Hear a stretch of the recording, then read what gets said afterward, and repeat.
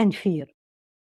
It's an Islamic concept that we study and we teach and we learn, and we are always reminded of this, that the hope is the hope in the mercy of Allah, the hope in the Jannah of Allah, the hope of a good life, and the fear of losing the good life, the bounties we have, and fear of the anger of Allah subhanahu wa ta'ala, the fear of being punished, the fear of the unknown afterward.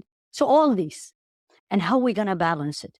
And I always say this to myself before anyone, anytime we want to learn something, bring it back to the origin. And the origin is the words of Allah subhanahu wa ta'ala.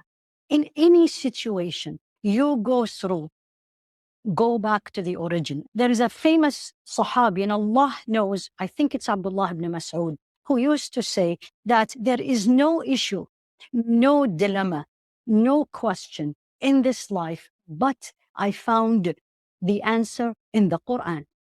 Subhanallah. So as a teacher was teaching this, and he said, I have been talking to someone and I said this to them or to him. And he said, so are you telling me in the Quran there is an answer to how to make a bread? Give me the answer right now from the Quran. Subhanallah. Make a bread. The answer is in the Quran.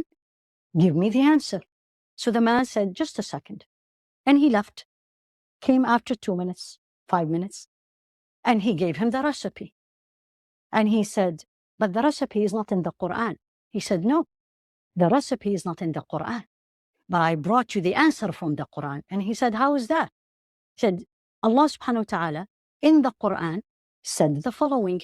He said, فَاسْأَلُوا أَهْلَ الذِّكْرِ إِن كُنْتُمْ لَا تَعْلَمُونَ. Ask the people of knowledge if you don't know. So I went and asked the baker, how does he make a bread? And I brought you the recipe. The answer is in the Quran. Subhanallah. Everything, the answer is the Quran. And we need to have this certainty and never let anything shakes us.